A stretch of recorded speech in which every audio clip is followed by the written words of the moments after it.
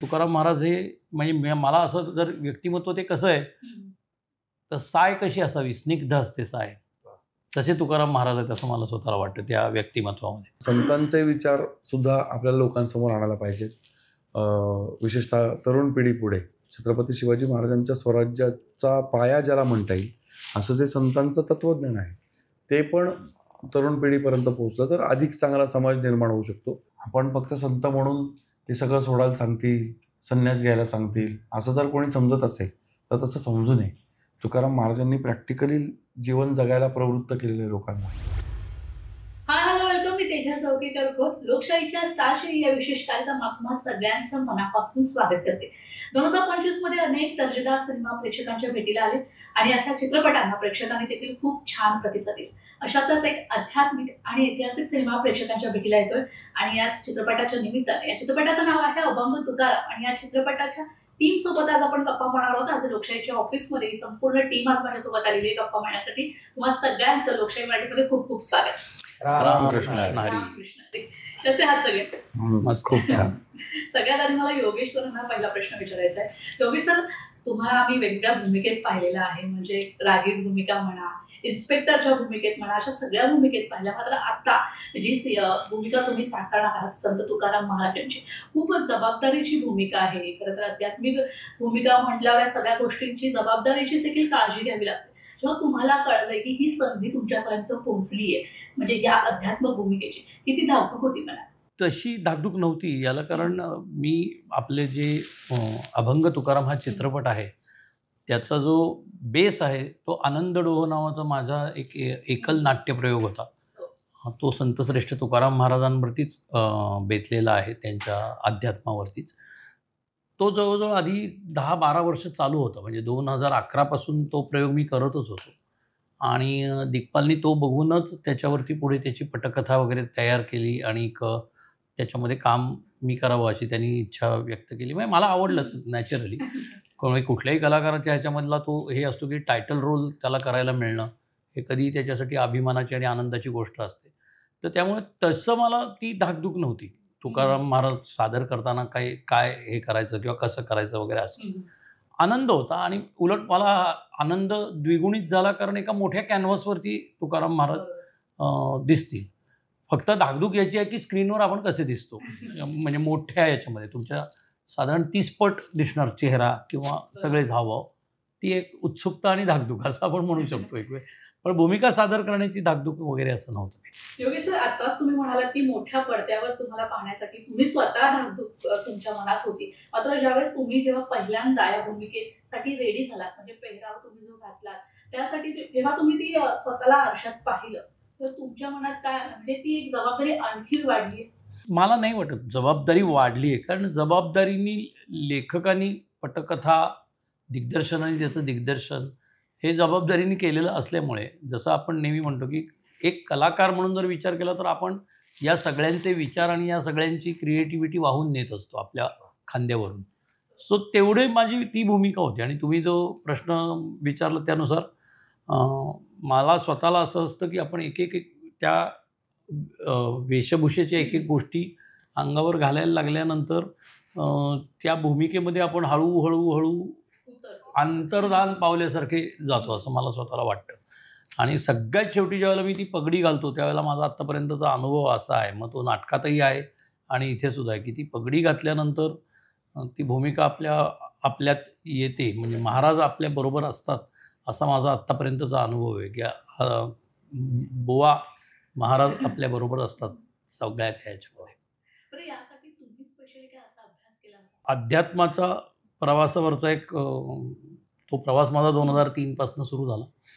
आणि या भूमिकेसाठी असं नाही, त्या प्रवासाच्या दरम्यान काही आसनं असेल, ध्यान असेल, ओंकाराची साधना असेल, श्वासोच्छ्वासाचे जे काही विविध नट म्हणून केलेले एक्सरसाइज वेगळे आणि अध्यात्मासाठी केलेले वेगळे, म्हणजे ज्याला आपण कुंभक म्हणतो ते कुंभक लावणं किंवा हा माझा अभ्यास. मग तो त्या भूमिकेसाठी नसून तो माझ्या व्यक्तिगत ह्याच्यासाठीच आहे. तो भूमिकेसाठी झाला हा आपण बाय प्रॉडक्ट म्हणू शकतो, की त्या भूमिकेसाठी त्याचा उपयोग झाला.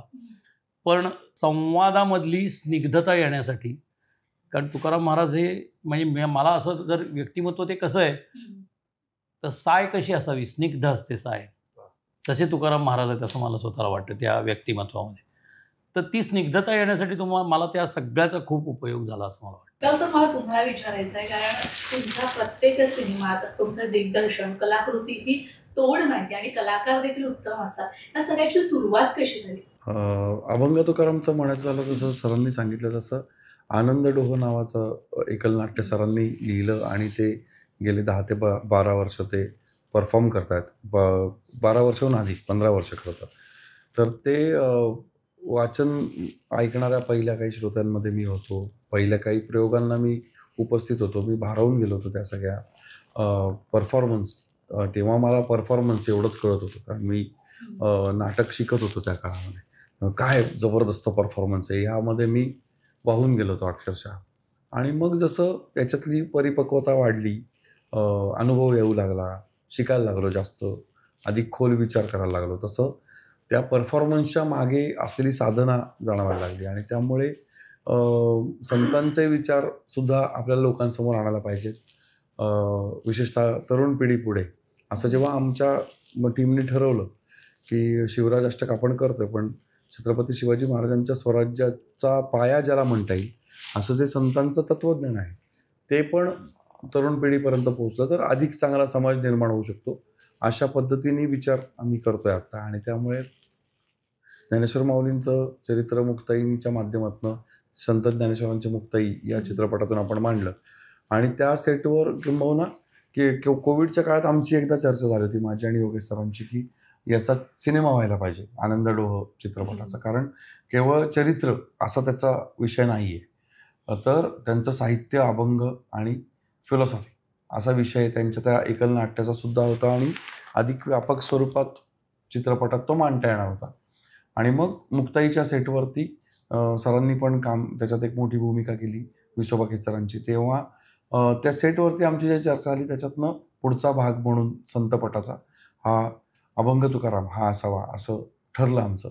आणि मग त्या दृष्टीने आम्ही काम करायला सुरुवात केली. आणि आता येत्या 7 नोव्हेंबरला हा सिनेमा सगळ्यांपर्यंत पोहोचणार आहे. निश्चितच. तर मात्र या सिनेमाचं दिग्दर्शन करताना संत तुकाराम महाराजांचे वेगवेगळे पैलू तुम्ही सुद्धा जाणले असतील. अभंगासाठी आपल्याला संत तुकाराम महाराजांची सगळी शैली माहिती आहे, तर तुम्हाला स्वतःला जाणवलेले संत तुकाराम महाराज या चित्रपटाच्या दिग्दर्शनानिमित्ताने काय वाटतं? फारच विविधांगी आणि वेगळं व्यक्तिमत्व आहे संत श्रेष्ठ तुकाराम महाराजांचं.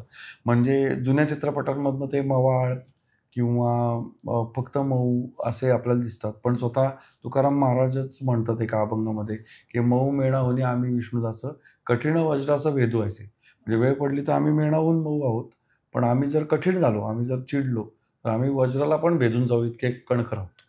आणि हेच शिवाजी महाराजांच्या चरित्रात आपल्याला दिसतं, कारण संतश्रेष्ठ तुकाराम महाराजांनी त्यांना योग्य वयामध्ये गायडन्स दिला होता. तर असे तुकाराम महाराज आहेत, अत्यंत प्रॅक्टिकल आहेत. आपण फक्त संत म्हणून ते सगळं सोडायला सांगतील, संन्यास घ्यायला सांगतील असं जर कोणी समजत असेल तर तसं समजू नये.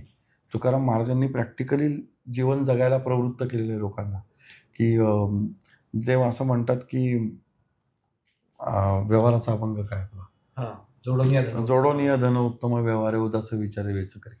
की उत्तम व्यवहार करून चांगल्या मार्गाने पैसे कमवा, लोकांना फसवून नाही, चांगल्या मार्गाने पैसे कमवा आणि ते समाजासाठी खर्च करा.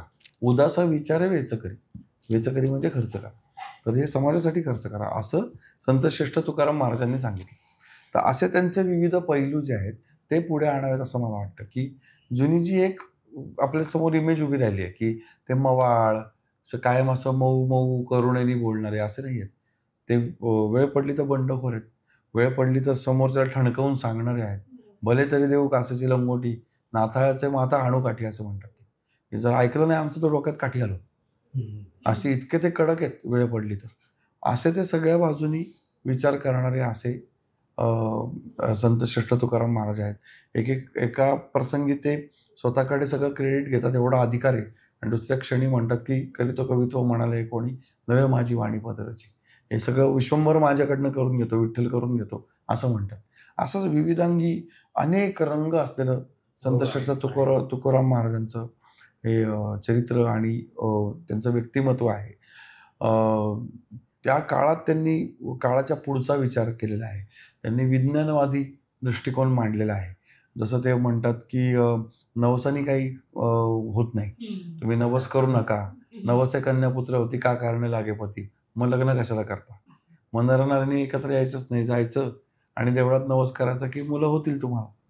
इतके ते विज्ञानवादी दृष्टिकोनाचे पण आहेत. असं ते विविधांगी आहेत. पेरणी राहिली आणि घरामध्ये जर हे झालेलं असेल तर तुकोबांचा असा अभंग आहे की पहिले पेरणी करा, प्रेत असेल ते झाकून ठेवा. मडे झाकूनी करू पेरणी, असं की मेलेला माणसं झाकून ठेवा, पेरणी करून या आधी. आणि त्याला भगवद्गीतेमध्ये कर्मयोग म्हणतात ना, तो कर्मयोग तुकाराम महाराजांच्या चरित्रात आपल्याला त्यांनी अंगीकारलेला दिसतो. त्याच्यातनं ते आपण शिकावं असं आम्हाला सगळ्यांना वाटतं. खरंच म्हणजे तुम्ही संपूर्ण सिनेमासाठी झोकून दिले असं म्हणायला हरकत नाही की तुम्ही इतकं छान. पण ती आमच्या टीमची खासियत आहे की आम्ही जे करतो ते झोकून देऊनच करतो. तुम्ही प्रत्येक म्हणजे त्यांच्या अभंगातली ज्या गोष्टी आहेत त्या तुम्ही शब्दशः मांडताय आणि खरंच खूप छान वाटतंय. दुसरं तुमच्याकडे तुम्ही तुमच्या अभंगाची शैली आम्ही पाहिली आणि या सिनेमाचे भाग होत आहे, काय सांगा?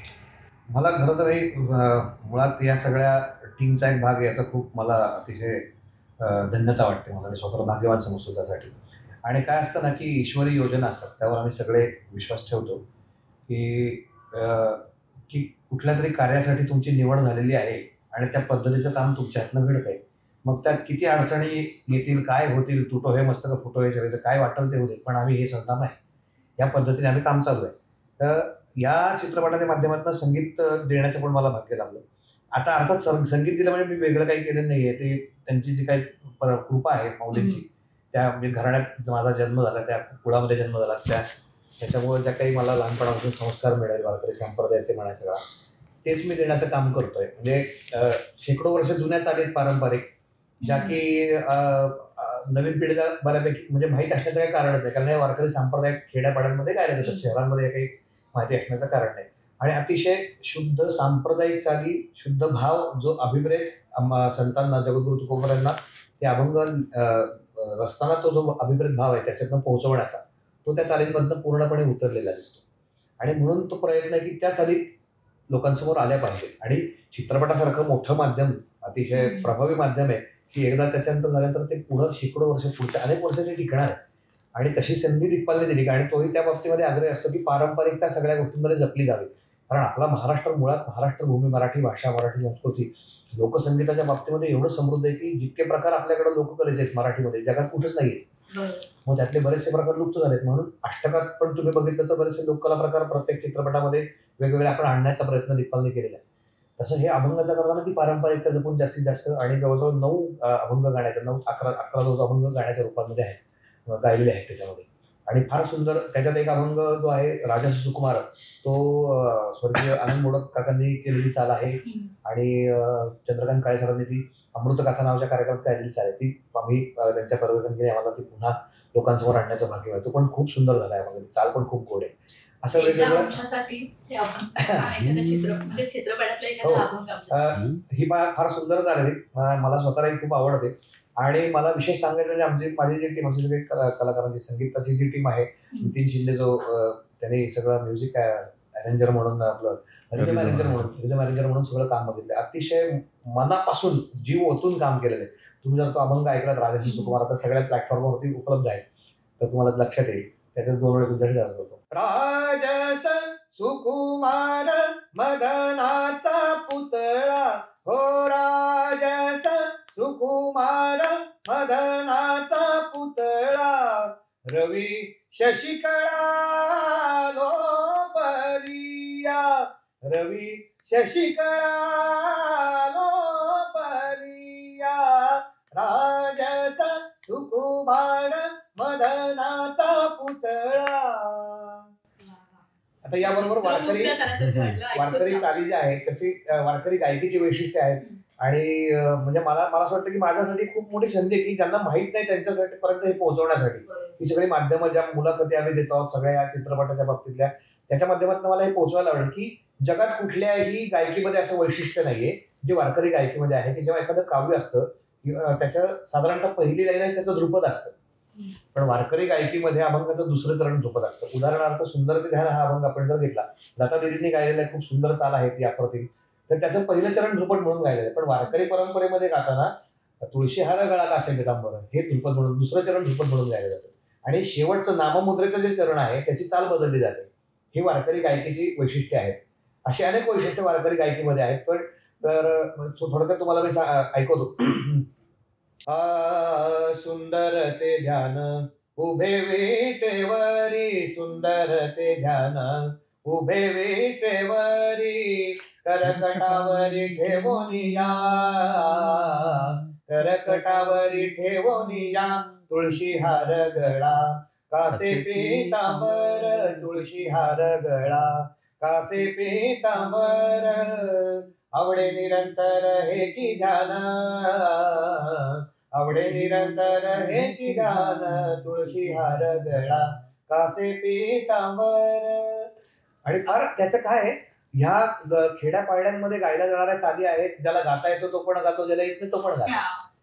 आणि simplicity is the most difficult thing असं म्हणतात. तसं त्यामुळे साध्या सोप्या बाबा, म्हणजे हा अनुभव आम्हाला आला ज्ञानेश्वरांची मुक्ताईमध्ये. आम्ही जेव्हा हरिपाठाचे 2 अभंग केले, त्या पारंपरिक चाली वापरल्या, थिएटरमध्ये सगळे लोक गातात. त्यामुळं हे एक छान पद्धतीने पोहोचवण्याचं भाग्य मिळालं. त्यासाठी दिग्पालचे खूप खूप धन्यवाद. स्मिता, तुझ्याकडे येईल. अनेक सिनेमे केलेस, टेलिव्हिजन केलेस, मात्र आता ही जी भूमिका साकारते संत तुकाराम महाराज यांच्या पत्नीची अवलीची भूमिका तू साकारते, खूप नाजूक भूमिका आहे, खूप जबाबदारीने साकारणारी भूमिका आहे. तुझ्यापर्यंत ही भूमिका आली तेव्हा तुझ्या मनात किती दाखवत होती? मला जेव्हा दिग्पालनी विचारलं की तुझ्याकडे पुढच्या महिन्यातल्या तारखा आहेत का, आता नवीन काय आलंय, शिवराज अष्टकातलं काहीतरी आले होते आपल्याला करायचं, म्हटलं हो आहे. मला त्यांनी सांगितलं की जेव्हा मला अवली करायचंय, तर मला अजूनही ते आठवलं की मी शांत झाले होते. आणि एकतर ना मला खूप आनंद झाला होता, कारण मला माहिती होतं त्यांचं चाललंय फिल्मचं असं काहीतरी. कारण मी त्या ऑफिसमध्ये आमचं मुक्ताईचं जे प्रमोशन होतं त्या काळात मी जात होते, त्यामुळे मला माहिती आहे प्रोजेक्टवर काम चालू आहे काहीतरी. आणि ते कळल्यानंतर मला एवढा आनंद झाला होता, मी त्याला म्हटलं होतं थांब जरा 2 मिनिटं मला पचवते, कारण मला खरंच ही भूमिका करायची होती. आणि तो मला विचारेल असं मला फ्रँकली वाटलंच म्हटलेलं की म्हणजे आउट ऑफ द बॉक्स जाऊन काहीतरी करण्याची संधी कोणीतरी देईल. एकतर ना मुळात खरं सांगू काय चुकतं कलाकारांचं, आधी आपल्याबद्दल आपण विचार करायला हवा. पण मला असं वाटतं दिग्पालनी हा विचार करून मला ती संधी देऊन ना त्यांनी माझा कॅनव्हास असा मोठा केलाय. आणि आता मी विचार करू शकते, म्हणजे या चित्रपटानंतर मला असं वाटतं मी विविध भूमिका मी ऍटलीस्ट विचार करू शकते की मी हा विचार करून म्हणजे ते मॅनिफेस्ट करायला हरकत नाहीये. ती भूमिका माझ्यापर्यंत पोहोचू शकते, कारण माझ्या सुद्धा किती कक्षा रुंदावू शकतात ना ते त्यांनी ते माझ्याकडनं करून घेतलंय. ज्या गोष्टी मलाही माहित नव्हत्या माझ्यातल्या, त्या गोष्टी मला त्यांनी दाखवून दिल्या. त्याच्यामुळे मला माहितच होतं. मुळात त्यांनी विचारलं त्यानंतर जो आनंद झाला तो यासाठी झाला कारण उगाच तो मला विचारणार नाही, त्याच्या मागे त्याचा काहीतरी थॉट आहे, त्यांनी काहीतरी विचार केलेला आहे आणि मी करू शकते हे त्याला कुठेतरी माहिती आहे. मुळात त्यासाठी मला आनंद झाला की म्हणजे मी केपेबल आहे याच्यासाठी कुठेतरी, आणि म्हणून मला विचारलं जात आहे. तर मग त्यानंतर दुसऱ्या क्षणाला जी जबाबदारी आपली वाढते ती म्हणजे की आता मिळालेलं आहे, मी हे पेलू शकेन का, आता मला हे जमणार आहे का, आणि ते कसं जमवायचं, सगळं कसं करायचं, हे सगळं ते डोक्यात वादळ माझं सुरू झालं होतं. कारण योगेश सर समोर आहेत, एवढे दिग्गज कलाकार, त्यांनी आनंद डोहचे एवढे प्रयोग केलेले आहेत, त्यांचं वाचन अगाध आहे आणि त्यांच्या समोर अवली साकारायची म्हणजे मला खरंच प्रेशर होतं या गोष्टी. तुला ही भूमिका साकारताना किती आव्हानं आली, म्हणजे अवली ही भूमिका साकारताना? मला असं वाटतं की जेव्हा तो एकदा सुरू केला आम्ही अभ्यास आणि स्क्रिप्ट वाचन आणि मग त्याच्यानंतर वाचन जे सुरू केलं, त्यानंतर मग हळूहळू आम्ही एक एक टप्पे गाठत पुढे जात राहिलो. जसं की वाणी संस्कारांचे वेळी मी प्राध्यापक शामराव जोशी यांच्याकडे होते, तर तिथून त्याचा हेल कसा असला पाहिजे, देहबोली पण कशी असायला हवी, या सगळ्या गोष्टींच्या चर्चा किंवा त्याला काय अपेक्षित आहे दिग्पालला, त्याला कशी आवडी दिसते याबद्दलच्या चर्चा, ते सीन, त्याच्या रिहर्सल्स प्रॉपर तिथे बऱ्यापैकी कळत होतं. त्यामुळे आव्हानं म्हणशील तर ती शूटिंगच्या दिवशी जी रोजची असतात ती वेगळी असतात, पण तयारीनिशी गेल्यानंतर मला असं वाटतं ते स्टेप बाय स्टेप होत गेलं आणि दडपण शेवटपर्यंत राहिलं मला की आजचा दिवस मला छान, आजचे काय 3 सीन आहेत 4 सीन आहेत माझे, ते मला उत्तम करायचे आहेत. आणि सेटवर पाऊल टाकल्यानंतर ते पॅकअप होईपर्यंत आपल्याला ती जी लागलेली आहे तिकडे तार सुटता कामा नये एवढं मी काळजी घ्यायची. कारण ते सुटायला नको, तो सूर कुठे सुटायला नको, आपल्याला येतंय कुठेतरी, आपल्याला जमला रे हा सीन असं वाटलं ना की आपण थोडंसं रिलॅक्स होतो. ते रिलॅक्स नाही व्हायचं असं ते डोक्यात होतं माझ्या. पण योगेश सरांकडून छान मार्गदर्शन देखील मिळालंच असेल तुला सीन करताना वगैरे. योगेश सरांकडून खरं सांगू का, योगेश सर सेटवर इतके शांत असतात म्हणजे काही म्हणजे ते तसे मिश्किल आहेत खूप, पण ते एरवी सेटवर ते जेव्हा त्या भूमिकेत होते तर त्या भूमिकेत मला संत तुकाराम दिसत होते आणि तो त्यांचा ऑरा त्यांचा इतका होता ना की त्या व्यतिरिक्त योगेश सोमण म्हणून मला ते भासले नाही कुठे. त्यामुळे तिथे गेल्यानंतर आपसूक जे आवलीला रिॲक्शन्स यायला हव्यात ना, आवलीकडून ज्या रिॲक्शन्स यायला हव्यात त्या येत गेल्या मला असं वाटतं. त्यांनी विशेष करून आमचं बोलणं पण नाही फार झालं. आणि माझ्या स्वतःची एक सवय अशी आहे की जी मी अगदी पहिल्यापासून हे केली की डिरेक्टरला सरेंडर असतो मी. म्हणजे त्याच्या पुढे आपण नाही, म्हणजे मी मॉनिटरही नाही बघत जोपर्यंत दिग्पालनी सांगितलं नाही तोपर्यंत. मला फक्त एकदा माझ्या मते आम्ही वैकुंठवासीच्या कोरिओग्राफीच्या वेळेला त्यांनी मला मॉनिटर येऊन बघा म्हणून सांगेल, नाही तर मी मॉनिटर पण नाही बघत कधीच. कलाकार असतो तेव्हा, कारण ती आपली जबाबदारीच नाही आहे. आणि या बाबतीत हे पाळणं खूप गरजेचं होतं. तर मी कधी कुणाला काही म्हणजे आशायानी नाही, आपल्याला काय करायचं आशायानी नाही, तो आहे कारण त्यांनी तो सगळं बघतो. आपण जेव्हा कलाकार असतो त्याला आपण आपल्या भूमिकेचा फक्त विचार करत असतो. सगळा ओव्हरऑल विचार हा दिग्दर्शकांनी आधीच केलेला असतो त्या दिवशीचा, फ्लोअरवर येण्याच्या आधी. हा विश्वास असतो आणि त्यामुळे ते ती त्याची जबाबदारी आहे असं मला वाटतं. आणि मधल्या काळात सुद्धा ते जे ध्यान करायचे ना ते शांत बसून राहायचे, तर त्यांनी ते मला असं वाटतं की ती एनर्जी, ते वाईब्स ना पसरत होते सेटवर. खरं सांगते, विशेषतः त्या आमच्या वाईच्या घाटाचा म्हणजे देहूच्या घाटाचा जो आनंदडोह जे आहे ॲक्च्युली त्याचं हे वाईच्या जवळच्या त्या घाटावरती आम्ही केलेलं होतं. वाकेश्वर मंदिराच्या इथला तो परिसरच इतका चांगला आहे की ते ज्याला आपण म्हणतो त्या वेव्हज येतात, तर तिथे ध्यान लागायचं. मी गंमतशीर होतं, त्या घाटाच्या दोन्ही बाजूला स्मशानं होती.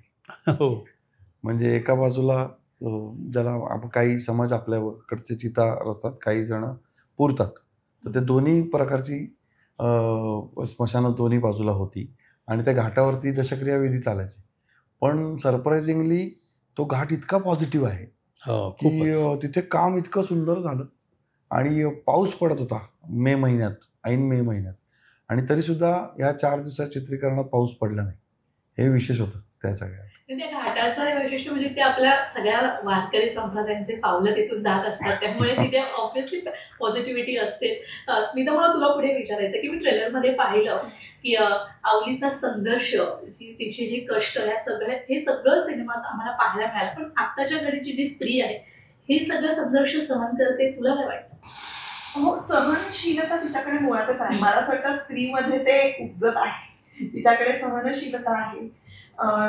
तिची जडणघडणच इतकी पिढ्यानपिढ्या अशी झालेली आहे ना की तिला जबाबदाऱ्या आपसूक येतात, ते सांगायची गरज लागत नाही. आणि आताची स्त्री तिचा वेगळा जगडा आहे, पूर्वीच्या स्त्रीचा वेगळा जगडा होता की त्यांना जे आहे त्याच्यामध्ये कसं आपलं सगळं छान करून घ्यायचं, साजीर करून घ्यायचं हे त्यांना माहित होतं. आताच्या स्त्रीला असं आहे की माझं अस्तित्व असलं पाहिजे, माझं एक म्हणणं आहे, माझं करिअर आहे, माझ्या आशा आकांक्षा आहेत, आणि या बरोबरीनं तिला संसार सुटत नाही. तर ते दोन्हीचा जो बॅलन्स आहे तो बॅलन्स सांभाळणं ही पण आता तारेवरची कसरत आहे. आणि त्या काळात तिला तिचं म्हणणं मांडण्यासाठी सुद्धा तिची तारेवरची कसरत होती. पण मला असं वाटतं या दोन्ही याच्यामध्ये मला साम्य काय दिसतं की तिला ना ते सगळ्या गोष्टी आपलंसं करून निष्ठेनं जगता येतं. म्हणजे काही असते, मग ते करिअर असू दे किंवा मग ती आई म्हणून त्या आईच्या भूमिकेत असेल किंवा मग ती बायकोच्या भूमिकेत असेल किंवा काय. पण एक जी कुटुंब घडवणारी स्त्री असते ना, तिला या सगळ्या गोष्टी आपसूक येतात, जमतात. आणि तेच पूर्वीच्या काळच्या स्त्रियांचं होतं की तिला तिचा संसार आणि तिला तिचं घर, तिला ते दिसायचंच ना. त्याच्यामुळे ती त्याच्यासाठी जे योग्य आहे ती अगदी जबाबदारीनं आणि निष्ठेनं करायची. अगदी. रिक्ता सर, मला तुम्हाला विचारायचं, ज्या तुम्ही चित्रपटाचं दिग्दर्शन करत असाल त्याआधी तुम्हाला संत तुकारामांसाठी योगेश सोमण हाच चेहरा आधी दिसला होता का, आणि आवलीसाठी स्मिता हाच चेहरा आधी दिसला होता का? योगेश सरांचं मी मगाशी म्हटल्याप्रमाणे की मी भारावूनच गेलो होतो त्यांच्या संत तुकारामांच्या त्या आनंद डोह मधल्या परफॉर्मन्समुळे, त्यामुळे दुसरा काही विचारच नव्हता केला. स्मिता आता आम्ही जवळजवळ 3-1 वर्ष सलग काम करतोय एकत्र आमच्या टीममध्ये, तर त्यामुळे तिच्या वकुबाबद्दल किंवा तिच्या एकूण ताकदीबद्दल काही शंका नव्हती. मुळात आमच्यासमोर अडचण होती ती तिचं दिसणं. तर ती त्या आवलीबाईंचं जसं वर्णन केलं जातं की त्या कर्कशा किंवा थोड्याशा त्या ग्रामीण ओबडधोबड दिसणाऱ्या अशा असाव्यात, तर ते कसं करायचं असा प्रश्न पडला होता. त्यामुळे काही आधी वेगळ्या अभिनेत्रींच्या ऑडिशन्स पण झाल्या, पण त्याच्यानंतर सगळ्या आम्ही कसं करतो की शिवराज अष्टकाचा परिवार आहे आणि ते सगळे मिळून विचार विमर्श करतो. जरी सगळेजण मान देऊन मला माझं म्हणणं मान्य करतात शेवटी, तरी सुद्धा सगळ्यांकडनं विचार विमर्श केला होता. मग सगळेजण विचार करत करत पुन्हा आम्ही स्मिताच्या नावावर येऊन थांबलो आणि मग फायनली तिला कास्ट केलं. तिला त्रास दिला की तू वजन वाढव, आणि मग तिने वजन वाढवलं त्याकरता. आणि गमतीचा भाग असा की तोवर जे शिळा मंदिर आहे आता देहूमध्ये तुकारामांचं, त्याचं अनावरण झालं नव्हतं, ते नंतर मोदी साहेबांच्या हस्ते झालं. तर तिथे जी आवलीबाईंची मूर्ती आहे ती तुम्ही हुबेहूब स्मितासारखी एकाने बघा. आणि हा दैवी योगायोग आहे असं आम्ही म्हणतो. म्हणजे आम्हाला पण कल्पना नव्हती की आम्ही हे करायला चाललोय, कारण आपल्या डोळ्यासमोर जुन्या ब्लॅक अँड व्हाईट मधल्या प्रभातच्या गौरी यांची प्रतिमा आहे, तसा चेहरा आहे. तर तो त्यात इतक्या तशा म्हणून आखी डोळी अशा नीटच नाहीयेत. तर आता आम्ही स्मिताला सादर करताना जो विचार केला की थोडं वजन वाढवा आणि करू, ग्रामीण पद्धतीने थोडीसं ती पर्सनॅलिटी दिसेल, तर तसाच्या तसा मूर्ती तिथे आहे. आणि ना देहूकरांना तोपर्यंत माहिती होतं की देहूकर मोरे मंडळी जे आहेत, जे तुकारामांचे वंशज आहेत, त्यांना माहिती होतं की स्मिता त्याच्यामध्ये काम करते, ना आम्हाला माहिती होतं की अशी काही मूर्ती घडतीये. हा एक विलक्षण योगायोग आहे. आणि म्हणून आम्ही म्हणतो की आमच्यावरती एक दैवी हात आहे, तसं आवलीबाईंनीच तिला पाठवलं असं म्हणायला हरकत नाही. किती छान. राधा सर म्हणाले की वजन वाढवायला लागलं, म्हणजे भूमिका साकारणं इथं चॅलेंजिंग आहे, मात्र वजन वाढवणं देखील तुझ्यासाठी किती चॅलेंजिंग होतं. वजन पटकन वाढतं. त्यासाठी काय केलं?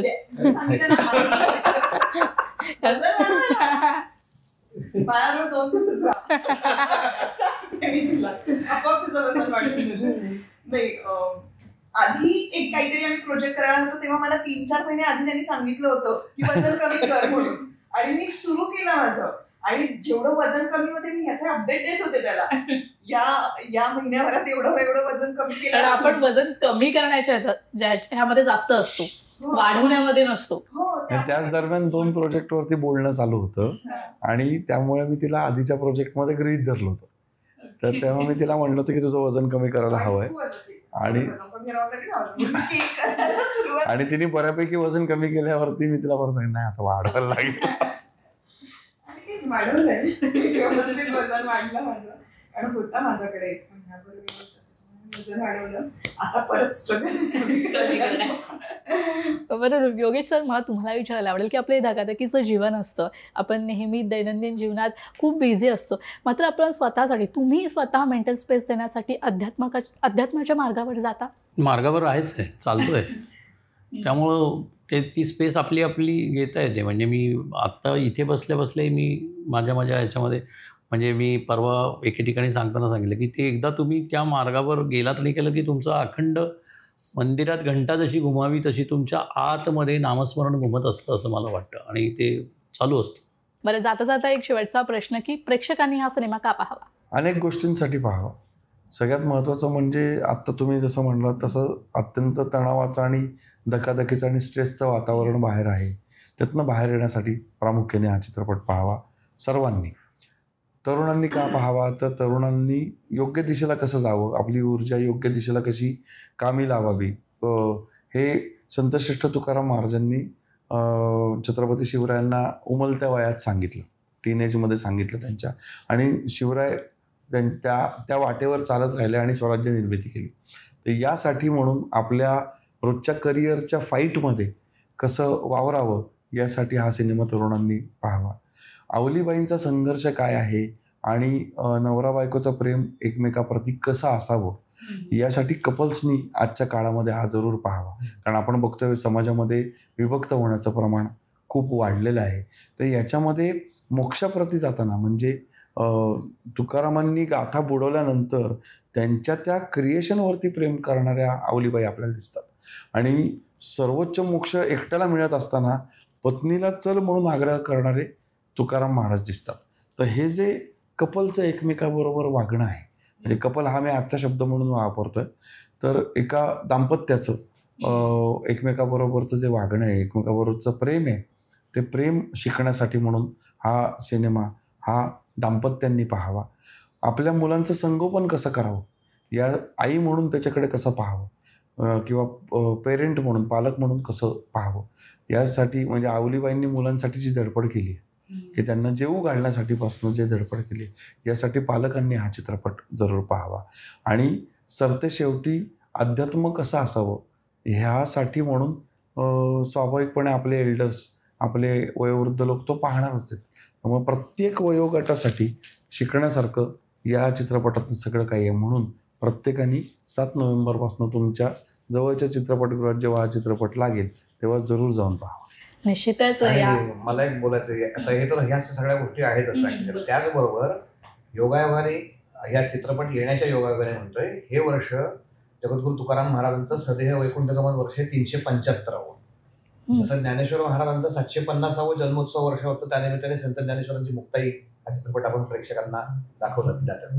तसाच हा भक्तीचा संस्कार देण्यामागचं अजून एक कारण मोठं महत्वाचं आमच्यासाठी हे आहे की आणि योगायोग आमच्यासाठी तो, कारण चित्रपटाच्या दृष्टीने बोलणी खूप आधीपासून झाली, पण ती सगळी प्रक्रिया घडून तो प्रदर्शित होतोय ते यंदाचे वर्ष त्यासाठी खूप महत्वाचं आहे. आणि दुसरी गोष्ट, आज समाजात जो द्वेष मत्सर जे काही वाढत चाललेलं आहे सगळं, त्याच्यासाठी संत वाङ्मय हा एक मोठा औषध आहे चांगल्या प्रकारचं, आणि त्यासाठी म्हणून हा चित्रपट बघावा. निश्चितच सर, सिनेमागृहात जाऊन प्रेक्षक नक्कीच हा सिनेमा पाहतील. आणि तुम्ही इथे आलात त्यासाठी खूप खूप धन्यवाद आणि तुमच्या सिनेमाला खूप खूप शुभेच्छा.